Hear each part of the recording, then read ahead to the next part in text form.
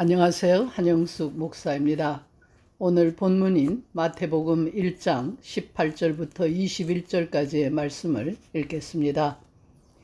예수께서 나심은 이러하니라.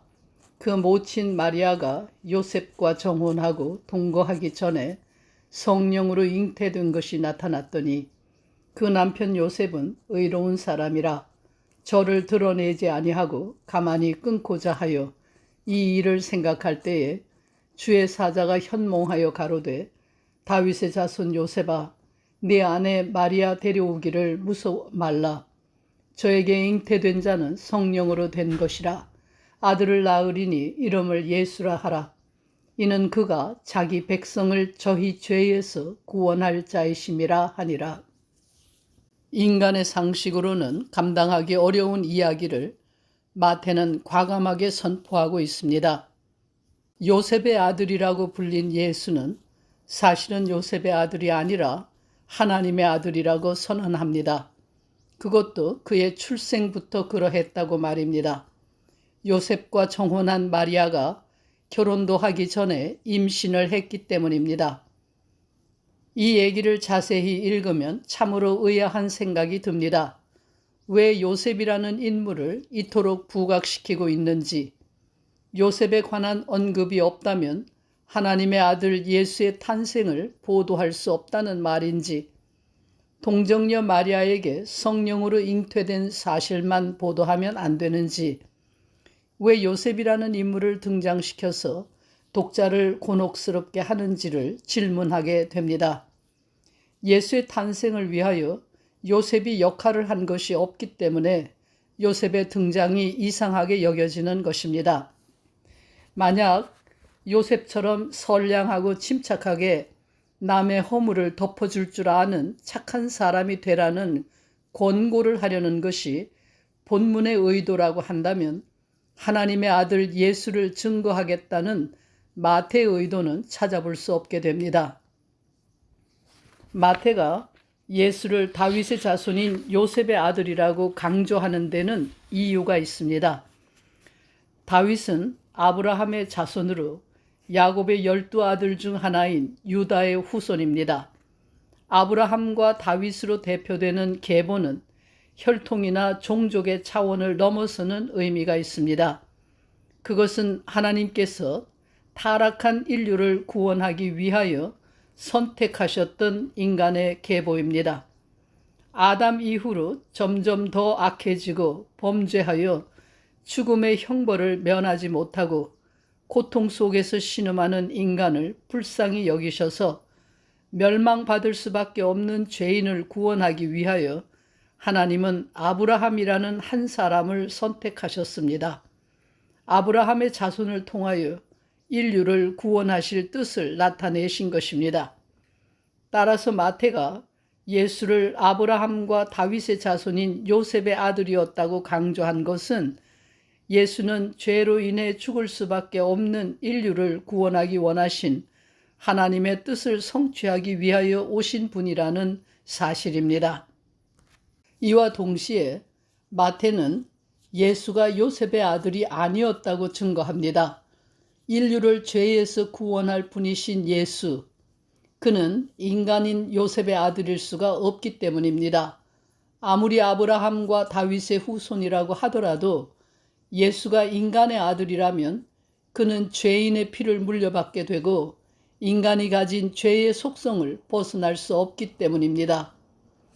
하나님께서는 인류를 구원하기 위하여 수많은 사람을 선택하셨고 그들을 통하여 죄로 죽어가는 인류를 구원하려고 시도하셨습니다.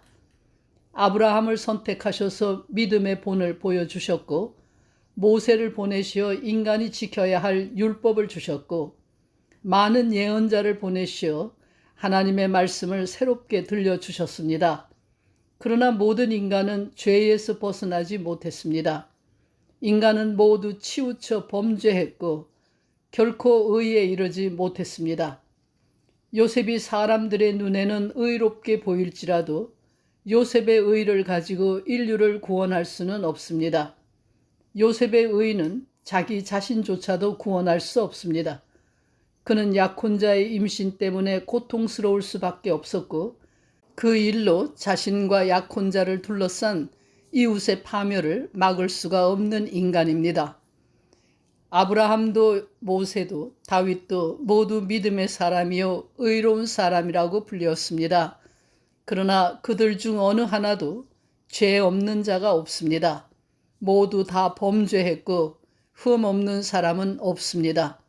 선택받았다는 유대인들은 참 믿음에 이르지 못했고 늘 우상 숭배로 치달았으며 반항과 반역을 일삼았고 하나님이 보낸 예언자를 핍박하고 죽였습니다. 이들은 하나님이 그들을 구원하기 위하여 주신 율법과 예언자 때문에 더 큰 죄인이 되어 갔습니다. 율법이 없었더라면 율법을 범하는 죄를 몰랐을 것이고 예언자가 없었더라면 예언자를 핍박하고 죽이는 죄를 더하지 않았을 것이란 말입니다. 이처럼 인간의 죄악은 더욱 심해져서 결코 돌이킬 줄 모르는 상태로 되어갔고 그에 따른 죄의 짐은 점점 더 무거워져서 그 누구도 죄와 죽음의 사슬에서 벗어날 길이 없게 되었습니다. 하나님께서는 이러한 인간을 불쌍히 여겨 새로운 구원의 역사를 시작하셨습니다. 인간의 힘에 의해서는 결코 인류의 죄를 제거할 수 없음을 보시고 인간의 후손이 아닌 새로운 인간을 창조하셨습니다. 아담의 후손으로 난 자가 아닌 하나님의 능력으로 난 자 예수를 세상에 보내셨습니다. 그는 인간의 몸을 입고 인간으로 세상에 왔으나 그는 인간의 아들이 아닌 하나님의 아들입니다. 마치 인간의 죄악 때문에 인간 지으셨음을 후회하신 하나님께서 홍수로 인류를 쓸어버리시고 새로운 인류의 조상을 만드시기 위하여 노아를 보내셨던 것과 같습니다. 하나님은 아담의 후손 중에서 인류를 구원할 자가 없음을 보시고 새로운 인간, 아담의 후손이 아닌 인간, 남자 없이 태어난 인간, 흙으로 지어진 자가 아닌 성령으로 잉태된 인간을 창조하신 것입니다.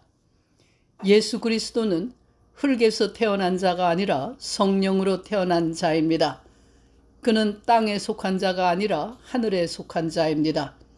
그러기에 그는 한 줌 흙에 불과한 인간이 행할 수 있는 능력을 행사하는 자가 아니라 전능하신 하나님의 능력으로 죄인을 구원하시는 분입니다. 그는 인간의 마음으로 죄인을 바라보아 죄인을 미워하고 책망하고 벌주는 분이 아니라 하나님의 마음으로 죄인을 불쌍히 여기고 상처를 어루만지고 치료하고 용서하고 새로운 삶의 길을 열어주시는 분입니다. 동시에 그는 인간의 몸을 통하여 인간의 몸을 가진 인간으로 태어났기에 죄 때문에 겪는 아픔과 슬픔, 눈물과 고통, 괴로움과 불안, 근심과 걱정, 한숨과 절망 같은 인간의 질고와 한계를 아는 분입니다. 그러나 그는 인간이 아니기에 그 모든 죄의 힘을 이길 수 있는 능력을 지니셨습니다. 비로소 하나님은 인류를 죄에서 구원할 수 있는 참 구세주를 보내신 것입니다. 예수 그리스도로 인하여 인류는 희망을 찾았고 생명을 찾았고 빛을 찾았습니다. 이로써 인류의 역사에 신기원이 생겼습니다. 이제 예수 그리스도가 탄생하는 곳 어디에서나 죄와 죽음의 세력을 이긴 새로운 인간의 삶이 시작됩니다. 기도하겠습니다. 예수 그리스도가 우리 안에 탄생함으로 우리의 삶이 새로워지는 역사가 있게 해 주시옵소서. 예수 그리스도의 이름으로 기도합니다. 아멘.